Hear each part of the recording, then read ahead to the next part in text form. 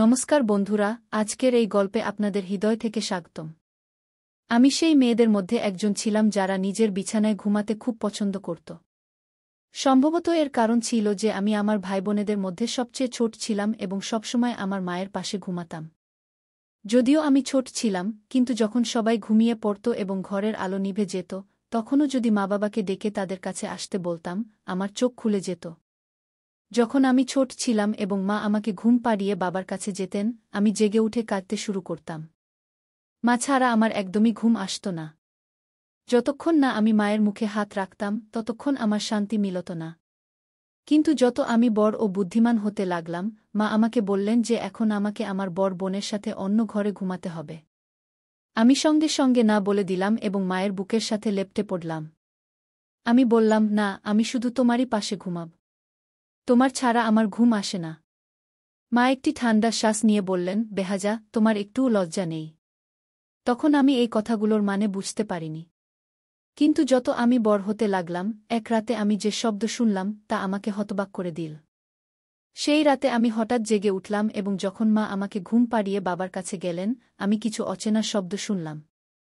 প্রথমে আমি ভেবেছিলাম মায়ের আঁচল ধরে ফেলব, কিন্তু তারপর চুপচাপ চোখ বন্ধ করে সেই শব্দ শুনতে লাগলাম। সেই শব্দগুলো আমার কানের লতাকে লাল করে দিল। আমি নিঃশব্দে চোখ বন্ধ করে শব্দ শুনতে থাকলাম এবং তারপর এটি যেন প্রতিদিনের রুটিন হয়ে গেল। এই অভিজ্ঞতা আমার জন্য কিছু নতুন ও অদ্ভুত ছিল, যা আমাকে খুব দ্রুত বুদ্ধিমান ও পরিপক্ব করে তুলল। সম্ভবত এর কারণ ছিল যে আমি খুব বেশি চিন্তা করতাম এবং প্রতিটি বিষয়ের গভীরে যাওয়ার চেষ্টা করতাম। আমিও ধীরে ধীরে লজ্জা অনুভব করতে শুরু করলাম। তাই আমি নিজেই সেই ঘরে ঘুমানো শুরু করলাম যেখানে আমার বোনেরা ঘুমাত। আমার থেকে বড় 3টি বোন ও 2 ভাই ছিল। সময় কেটে গেল এবং সবাই বিয়ের বয়সে পৌঁছে গেল। আমার সব ভাইবোনের বিয়ে আমার আগেই হয়ে গেল। যখন আমার বিয়ে হয়ে যাওয়া বোনেরা কোনো অনুষ্ঠানের জন্য আমাদের বাড়িতে আসত, তখন রাতে লুকিয়ে 3জন পরস্পরের সাথে কথা বলত এবং খুব হাসত। কিন্তু যেই আমি সেখানে পৌঁছাতাম, সবাই চুপ হয়ে যেত। যখন আমি তাদের জিজ্ঞাসা করতাম কি কথা হচ্ছে, তারা আমাকে বলত, তুমি এখনও ছোট। যদিও আমি 18 বছর বয়সী পৌঁছে গিয়েছিলাম, কিন্তু তারা আমাকে এখনও বাচ্চা মনে করত। ধীরে ধীরে আমি এত চতুর হয়ে গেলাম যে যখনই আমার বোনেরা আসত, আমি ইচ্ছে করে ঘুমের ভান করতাম এবং তাদের মাঝে বিছানায় শুয়ে পড়তাম। তারপর তারা 3জন বসে ফিসফিস করে পরস্পরের সাথে সেইসব কথা বলত যা স্বামী স্ত্রীর মধ্যে হয়। আমার 3টি বোন সবসময় পরস্পরের সাথে সবকিছু শেয়ার করত এবং একসাথে শরীরত করত। আমিও তাদের কথা শুনতাম এবং নিজেকে সংযত রাখার চেষ্টা করতাম। বিয়ের পরের জীবন সুখে ভরে যায়, এই কথা আমি জেনে গিয়েছিলাম। তাই আমার মনেও একটা হুলস্থুল শুরু হয়ে গেল। আমি ভাবতে লাগলাম, আহা, আমারও বিয়ে হয়ে যাক। আমারও একজন স্বামী হোক এবং আমিও আমার স্বামীর থেকে সেই ভালোবাসা পাই যা আমার বোনেরা পায়। বিয়ের পর এসব জায়েজ হয়ে যায় এবং এতে শান্তিও মেলে। এই ভাবনা ভেবে আমার হৃদয় জোরে জোরে ধড়ফড় করতে লাগত। পড়াশোনায় মনোযোগ দেওয়ার বদলে আমি বিয়ের পরের স্বপ্ন দেখতে লাগলাম।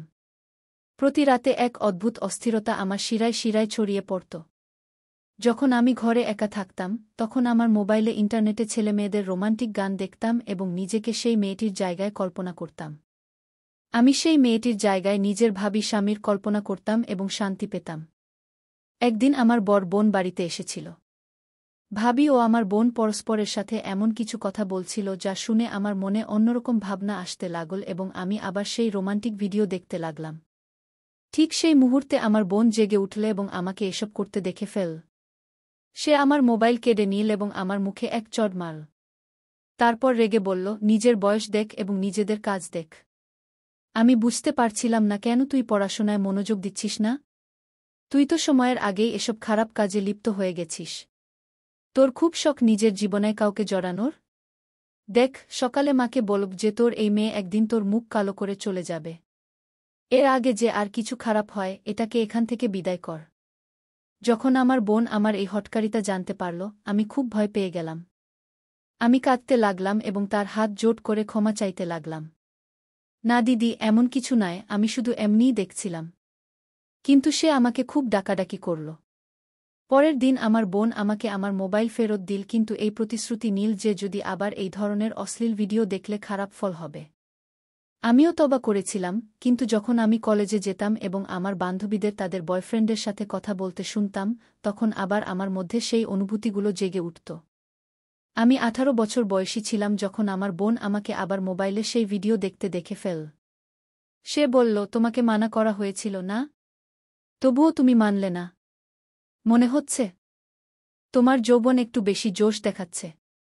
চলো, এখন মাকে বলি। আমি আর সহ্য করতে পারলাম না, তাই রাগে বললাম, হ্যাঁ, তোমরা সবাই বিয়ে করে নিজের জীবন উপভোগ করছ, আর আমাকে একটা ভিডিও দেখতে দিচ্ছ না।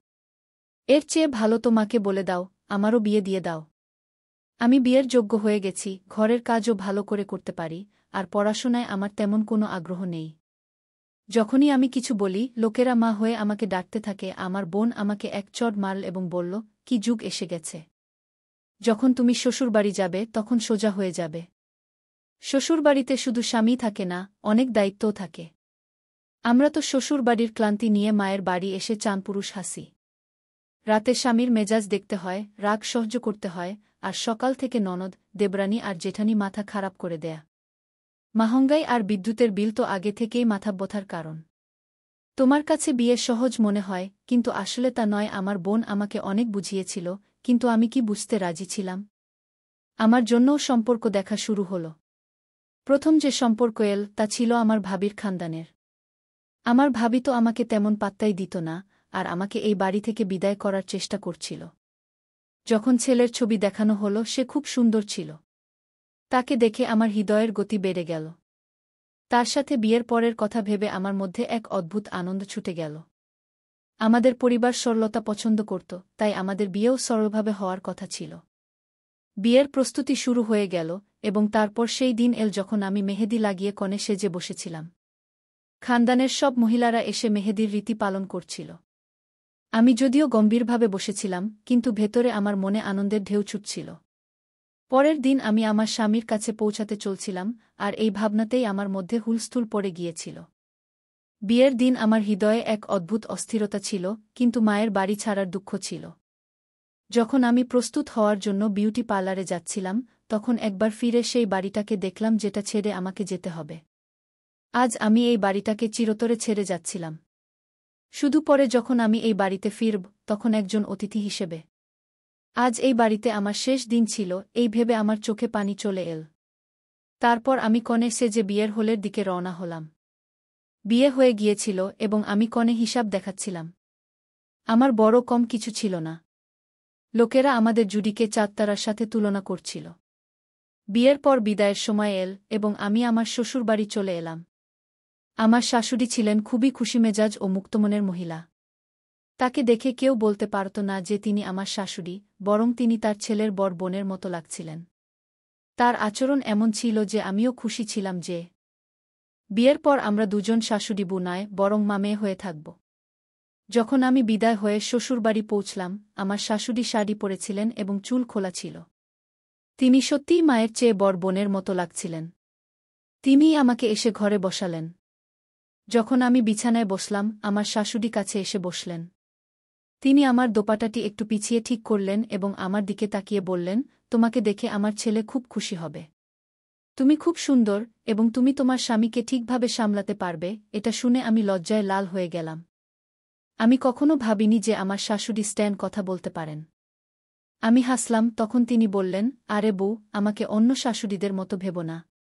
আমি তোমার বন্ধু হয়ে থাকব। তুমি আমাকে বিনা সংকোচে কিছুই শেয়ার করতে পারো। তার কথা শুনে আমার মন হালকা হয়ে গেল, এবং আমি বিশ্বাস করলাম যে আমাদের সম্পর্ক শাশুড়ি বুয়ের চেয়ে বন্ধুত্বের হবে। যদি সুহাগরাত নিয়ে তোমার কিছু জানার থাকে বা কোনো সমস্যা থাকে, তবে বলো। চিন্তার কোনো কারণ নেই। আমি তো আগেই লজ্জায় জলে ভেসে যাচ্ছিলাম। আমি ভেবেছিলাম আমার স্বামী খুব রোমান্টিক হবেন এবং আমার সব ইচ্ছা পূরণ করবেন। কিন্তু আমার শাশুড়ি সোনায় সোহাগা করলেন। আমি তাকে মানা করলাম যে এমন কোনো কথা নেই, আমার কিছু জানার নেই।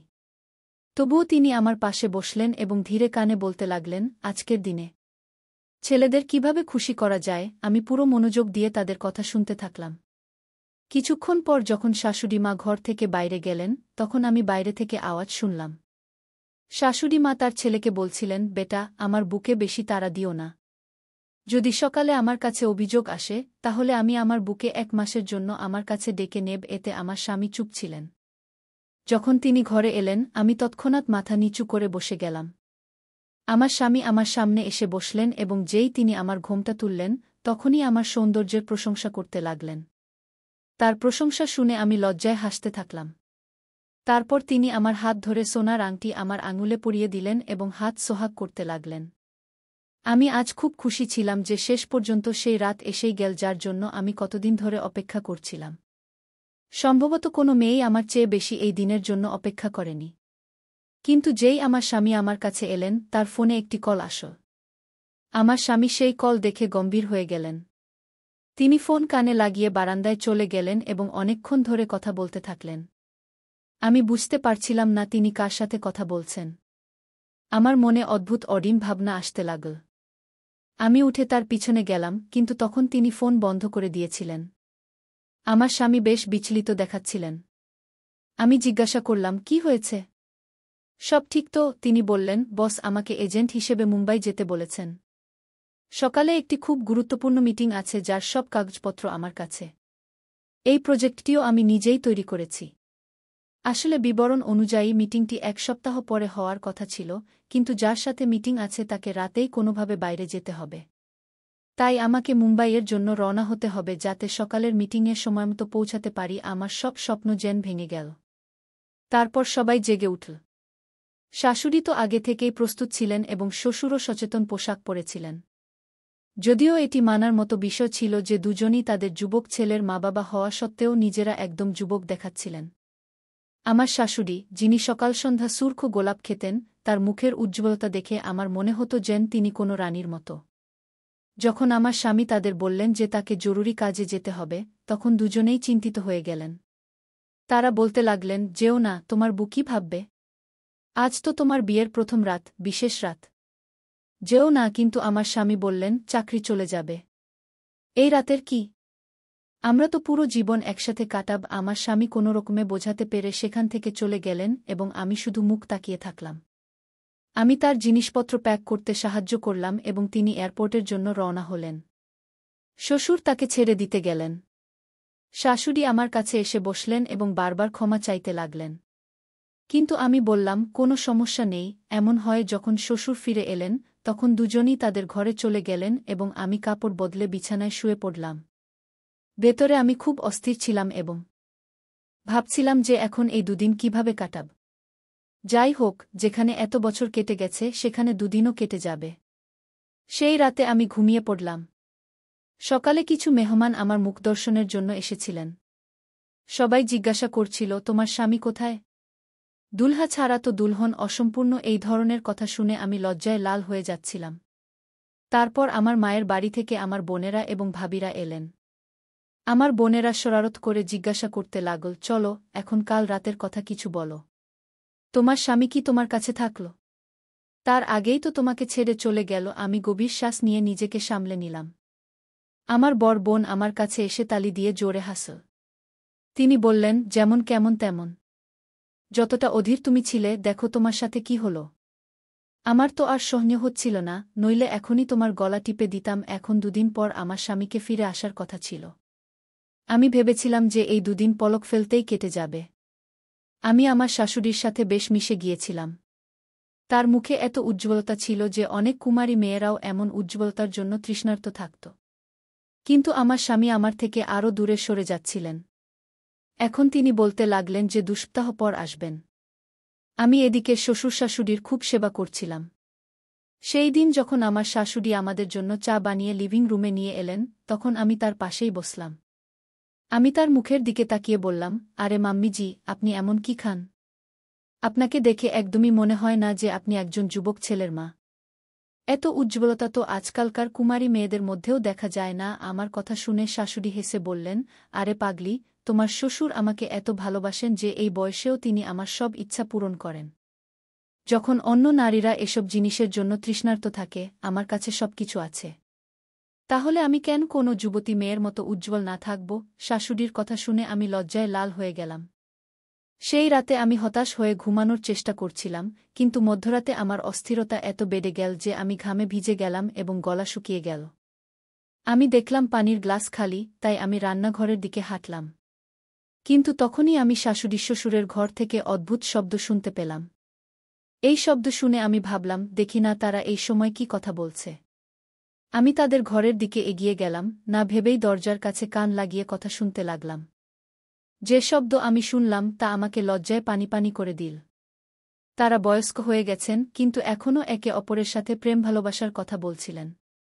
আমার শাশুড়ি বলছিলেন, আমার বয়সের কথা ভেবে দেখো, ঘরে তো যুবক বউ আছে, কিন্তু শ্বশুরের উত্তর শুনে আমার পায়ের নিচ থেকে মাটি সরে গেল। আমি পানি না খেয়েই ঘরে ফিরে এলাম। অনেকক্ষণ ভাবলাম, যা শুনেছি তা কি সত্য নাকি আমার ভুল ধারণা। আমার শ্বশুর তার স্ত্রীকে বলছিলেন, আরে তাতে কি হয়েছে? সে কি দুধ খাওয়া শিশু?